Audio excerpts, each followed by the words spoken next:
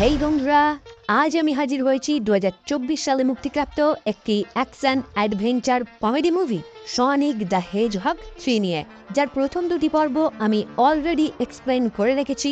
তাই আপনারা কেউ যদি এখনও এর প্রথম দুটি পর্ব দেখতে বাকি থাকেন, তাহলে এই ভিডিও দেখার আগে উপরের আই বাটন বা ডেসক্রিপশনে দেওয়া লিঙ্কে ক্লিক করে প্রথম দুটি পার্ট অবশ্যই দেখে নেবেন, না হলে এই মুভি বুঝতে অনেকটাই অসুবিধা হবে। ওকে, তো আর বেশি কথা না বাড়িয়ে এখন সোজা চলে যাব মূল স্টোরির দিকে। তো পর্বে যারা দেখেছেন তাদের নিশ্চয়ই মনে আছে, ওই মুভির পোস্ট ক্রেডিট সিন আমরা প্রজেক্ট শ্যাডো সম্বন্ধে জানতে পেরেছিলাম, আর আমি আমার এক্সপ্লেন ভিডিওতেই আপনাদেরকে জানিয়েছিলাম এর পরবর্তীতে যদি এই মুভির নতুন কোনো পর্ব রিলিজ হয়, তাহলে সেখানেই আমরা এই প্রজেক্ট শ্যাডো সম্বন্ধে জানতে পারবো। আর সত্যি এই তৃতীয় পর্বের পুরো গল্পই তৈরি হয়েছে শ্যাডোকে ঘিরে। মুভিতে আমরা জানতে পারি 1974 সাল নাগাদ সনিকের মতোই একটি হেজহগ শ্যাডো একটি উল্কাপিণ্ডর সঙ্গে ওকলাহোমা শহরে পতিত হয়, যার পর একদম স্বাভাবিকভাবেই মার্কিন সামরিক বাহিনী ওই এলিয়েন মানে শ্যাডো নামক ওই হেজহগকে বন্দি করে। আর পরবর্তীতে ক্যাপ্টেন ওয়াল্টার্সের তত্ত্বাবধানে গার্ডিয়ান ইউনিট অফ নেশন মানে GUN তাদের একটি বিশেষ গবেষণা কেন্দ্রে অধ্যাপক জেরাল্ড রোবটনিকের দ্বারা শ্যাডোর উপর বিভিন্ন পরীক্ষা নিরীক্ষা শুরু করে। আচ্ছা, এখানে জানিয়ে রাখি, এই জেরাল্ড রোবটনিক আসলে ডক্টর রোবটনিক মানে আমাদের প্রথম দুই পর্বের যে মেন ভিলেন তারই গ্র্যান্ডফাদার। এটা আপনারা কিছুক্ষণ পরে আরো ভালোভাবে বুঝতে পারবেন। এখন শুধুমাত্র আমি এটা আপনাদেরকে জানিয়ে রাখলাম। ওকে, তো এই বিশেষ গবেষণা কেন্দ্রে শ্যাডোর উপর যখন বিভিন্ন ধরনের পরীক্ষা নিরীক্ষা শুরু হয়, তখন ডক্টর জেরাল্ডের একমাত্র নাতনি মারিয়ার সঙ্গে শ্যাডোর একটি বন্ধুত্বপূর্ণ সম্পর্ক গড়ে ওঠে। কিন্তু ডক্টর জেরাল্ড যখন জানতে পারে এই GUN শ্যাডোর ক্ষমতা নিয়ে মিসইউজ করতে পারে, তখন শ্যাডোকে এদের হাত থেকে রক্ষা করার জন্য জেরাল্ড তার নাতনি মারিয়া এবং শ্যাডোকে নিয়ে এখান থেকে পালিয়ে যাওয়ার চেষ্টা করে।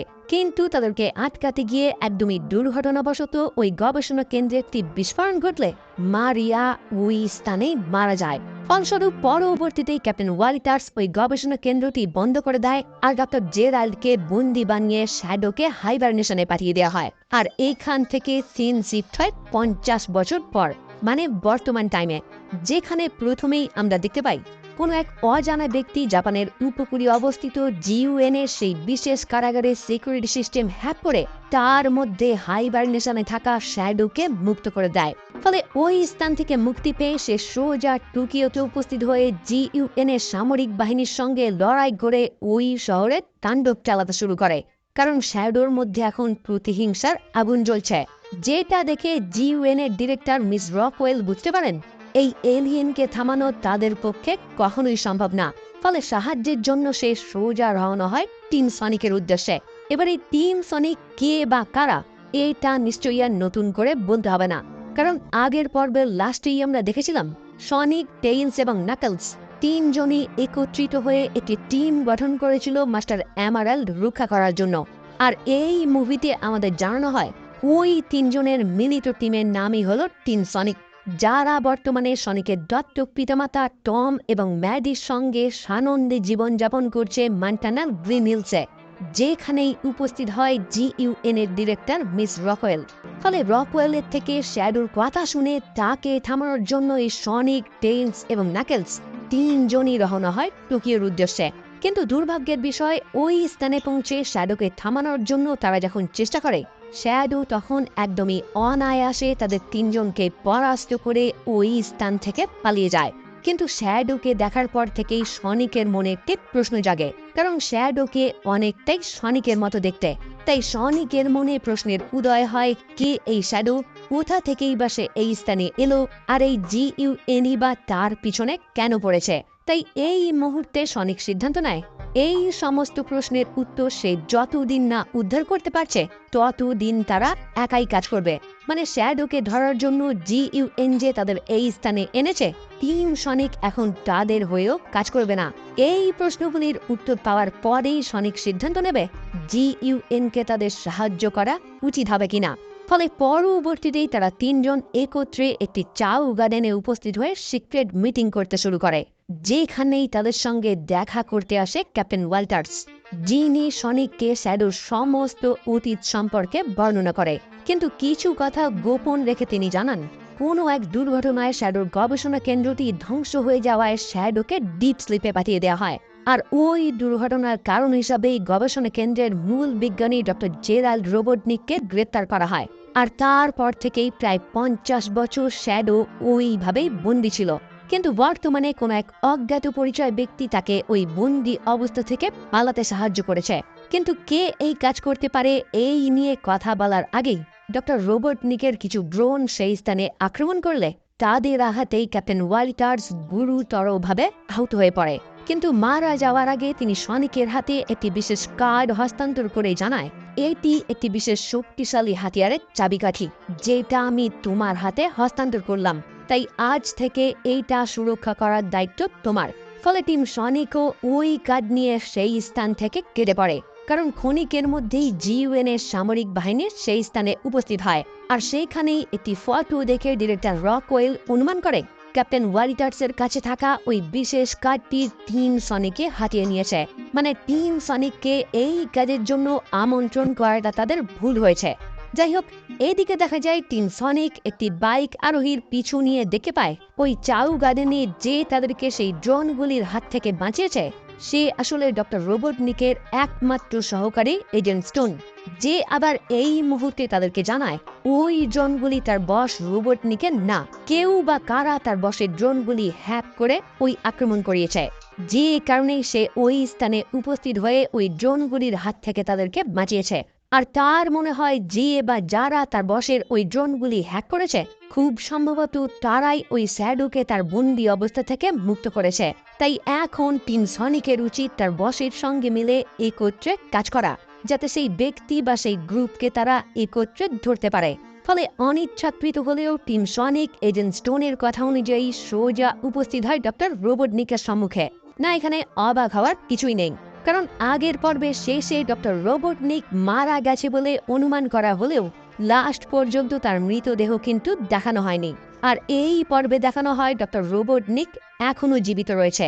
যাই হোক, ডক্টর রোবটনিক তার চুরি যাওয়া কিছু ড্রোন ট্র্যাক করে বুঝতে পারে সেইগুলি বর্তমানে রয়েছে জিইউএন এর একটি পরিত্যক্ত গবেষণা কেন্দ্রে, যেখানেই একটা টাইমে শ্যাডোর উপর গবেষণা করা হতো।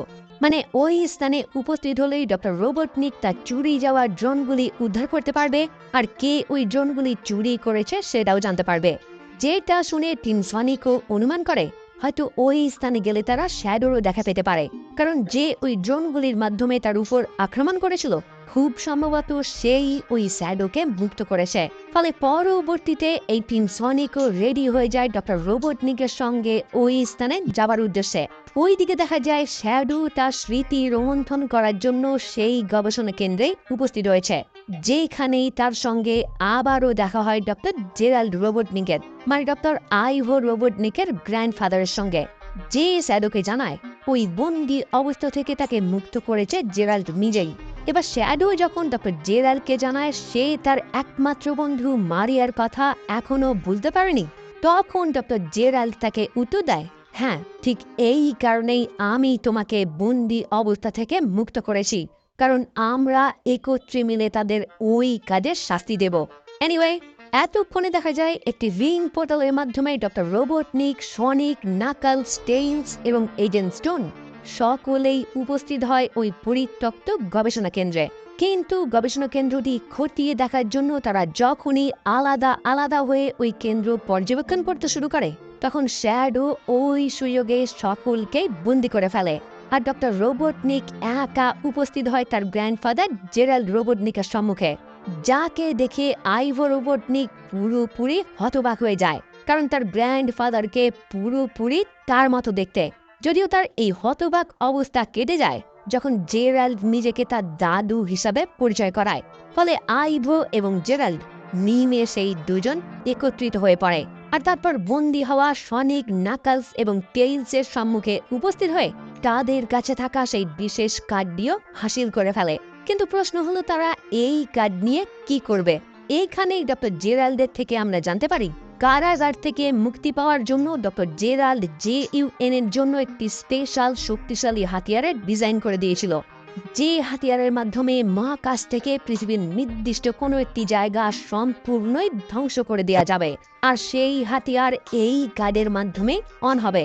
কিন্তু প্রবলেম হলো ওই হাতিয়ারটি চালু করতে এই রকম দুটি কার্ড লাগবে, যার আরেকটি কার্ড রয়েছে JUN এর হেডকোয়ার্টারে। তাই এর পরবর্তীতে ওই হেডকোয়ার্টার থেকে আরেকটি কার্ড উদ্ধার করে ওই হাতিয়ারের মাধ্যমে JUN এর হেডকোয়ার্টার সম্পূর্ণ ধ্বংস করে দেবে। তাহলেই তাদের প্রতিশোধ কমপ্লিট হবে। কারণ জেরাল্ডোর নাতনি এবং শ্যাডোর বন্ধু মারিয়া মারা গেছে ওই JUN এর কারণেই। যাই হোক, এর পরবর্তীতে ওই দ্বিতীয় কার্ড উদ্ধার করার জন্য শ্যাডো, দুই রোবটনিক এবং স্টোন সকলেই এই স্থান থেকে চলে যায় এবং বন্দি থাকা সনিক, নাকলস এবং টেইলসের জন্য একটি ক্ষুদ্র ব্ল্যাক হোল এই স্থানে সৃষ্টি করে যায়, যাতে ওই ব্ল্যাক হোলের মাধ্যমেই তারা সকলে নিশ্চিহ্ন হয়ে যায়। কিন্তু সৌভাগ্যবশত টিম সনিক একটি রিং পোর্টালের মাধ্যমে কোনো প্রকারে সেই স্থান থেকে পালিয়ে বাঁচে, আর তারপর সোজা টম এবং ম্যাডির সম্মুখে উপস্থিত হয়ে একটি বিশেষ কাজের জন্য তাদেরকে হেল্প করতে বলে। আসলে সনিক চাইছিল JUN এর হেডকোয়ার্টারে থাকা আরেকটি কার্ড জেরাল্ড যাতে উদ্ধার করতে না পারে, মানে ওই কার্ড আগে থেকেই সনিক যাতে সরিয়ে ফেলতে পারে, তাহলে জেরাল্ড আর ওই হাতিয়ার ব্যবহার করতে পারবে না। কিন্তু প্রবলেম হলো JUN এর হেডকোয়ার্টারে বাইরের কেউ কখনোই প্রবেশ করতে পারবে না, কারণ একটি অদৃশ্য শিল্ড অল টাইম ওই হেডকোয়ার্টারকে বাইরে থেকে সুরক্ষা করছে। তাই সনিক টম এবং ম্যাডিকে ওই হেডকোয়ার্টারে প্রবেশ করে সেখানকার সিকিউরিটি সিস্টেম হ্যাক করার জন্য সাহায্য করতে বলে। ফলে টিম সনিকের কথা মতোই টম এবং ম্যাডি একটি বিশেষ উপায়ে তাদের রূপ পরিবর্তন করে ওই হেডকোয়ার্টারে প্রবেশ করে একটি পেন ড্রাইভ নির্দিষ্ট জায়গায় লাগিয়ে দেয়।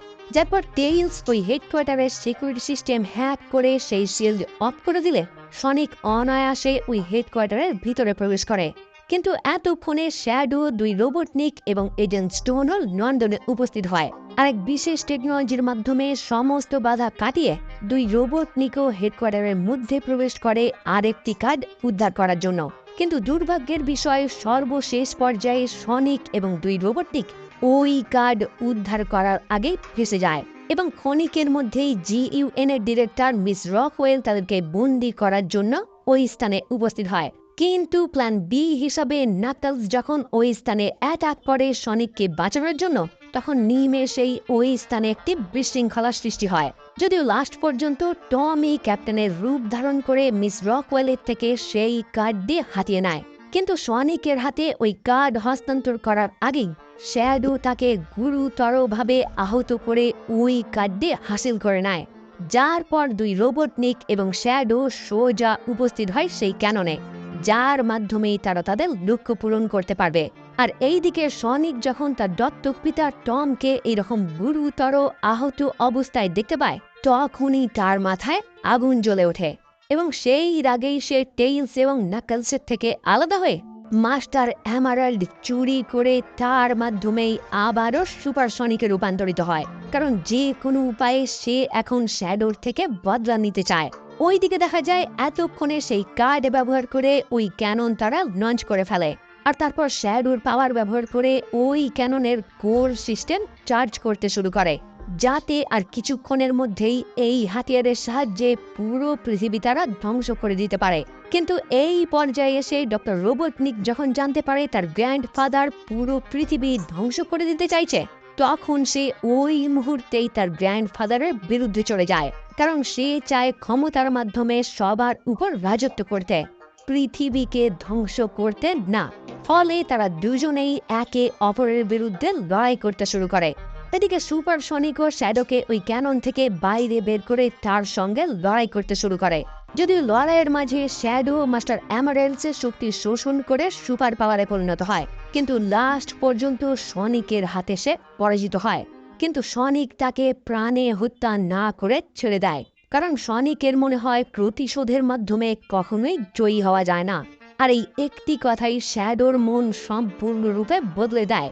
ফলে পরবর্তীতেই ওই ক্যাননকে থামানোর জন্য সনিকের সঙ্গে শ্যাডো রওনা হয় সেই দিকে। কিন্তু এই দিকে দেখা যায় আইভো যখন জেরাল্ডের সঙ্গে লড়াই করছে এই সমস্ত কিছু থামানোর জন্য, জেরাল্ড তখন চালাকি করে এই ক্যাননের কমান্ড কনসোলকে ধ্বংস করে দেয়, যাতে আইভো আর কোনো উপায় সেটা থামাতে না পারে। কিন্তু ফাইনালি দেখা যায় টেইলস এবং নাকলস ওই ক্যাননে উপস্থিত হলে তারা সকলে মিলে জেরাল্ডকে ওই ক্যাননের কোরে ফেলে দিয়ে হত্যা করে। কিন্তু ক্যাননটি যে রেডি হচ্ছিল পৃথিবীতে ফায়ার করার জন্য সেইটা তারা থামাতে ব্যর্থ হয়। ফলে সনিক এবং শ্যাডো নিরুপায় হয়ে ওই লেজারের সামনে ঢাল হয়ে দাঁড়ায়, যাতে পৃথিবীর কোনো ক্ষতি না হয়। এদিকে রোবটনিক ওই লেজার বন্ধ করতে না পারলেও কোনো ক্রমে ওই ক্যাননটিকে তারা সকলে মিলে স্থানান্তরিত করতে শুরু করে। ফলে লেজারের টার্গেটও ধীরে ধীরে পৃথিবী থেকে অন্যদিকে সরে যায়। কিন্তু এই সবের মধ্যে সনিক জ্ঞান হারিয়ে পতিত হতে শুরু করে, যেটা দেখে টেইলস এবং নাকেলস ওই ক্যানন থেকে রওনা হয়ে একটি রিং পোর্টাল ব্যবহার করে সনিককে অক্ষত অবস্থায় পৃথিবীতে ফিরিয়ে আনে। ওইদিকে দেখা যায় ক্যাননের কোর পাওয়ার ডিসব্যালেন্স হতে শুরু করলে শ্যাডো এবং রোবটনিক কোনো রকমভাবে সেটাকে পৃথিবী থেকে দূরে নিয়ে যেতে শুরু করে, যাতে ওই ক্যাননটি ধ্বংস হয়ে গেলেও পৃথিবীর কোনো ক্ষতি না হয়। কিন্তু লাস্ট পর্যন্ত দেখা যায় ওই ক্যাননের সাথে সাথে রোবটনিক এবং শ্যাডো দুজনেই ধ্বংস হয়ে যায়। পরবর্তীতে দেখা যায় সনিক, টেইলস এবং নাকলস তিনজনই তাদের বাড়িতে ফিরে গেছে এবং টমও তার আঘাত থেকে সুস্থ হয়ে গেছে। মিড ক্রেডিট সিনে দেখা যায় টেইলস এবং নাকলসের সঙ্গে একটি দৌড় প্রতিযোগিতার সময় সনিক হারিয়ে যায় এবং সনিকের মতো ঠিক একই রকম দেখতে কিছু মেটালিক রোবট তাকে চারিদিক থেকে ঘিরে ফেলে। কিন্তু অ্যামি রোজ নামক একটি গোলাপি হেজহগ সনিককে তাদের হাত থেকে উদ্ধার করে। পোস্ট ক্রেডিট সিনে দেখা যায় শ্যাডো কোনো প্রকারে ওই ক্যাননের ধ্বংস থেকে বেঁচে গেছে। মানে এইখানে তার সম্পূর্ণ রূপ না দেখানো হলেও এই পা দেখে অন্তত আমার সেটাই মনে হয়েছে। আর এইখানেই এই মুভি সমাপ্ত হয়। ওকে, তো ভিডিও কেমন লাগলো অবশ্যই জানাবেন। ভালো লাগলে ভিডিওটি লাইক এবং শেয়ার করবেন। আর আমার চ্যানেলে যদি প্রথম হয়ে থাকেন তাহলে চ্যানেলটি অবশ্যই সাবস্ক্রাইব করে বেল আইকনটি ক্লিক করে দেবেন, যাতে এই রকম ভিডিও সবার আগে পৌঁছে যায় আপনার কাছে। ওকে, তাহলে দেখা হচ্ছে পরবর্তী ভিডিও নিয়ে। আর ততক্ষণে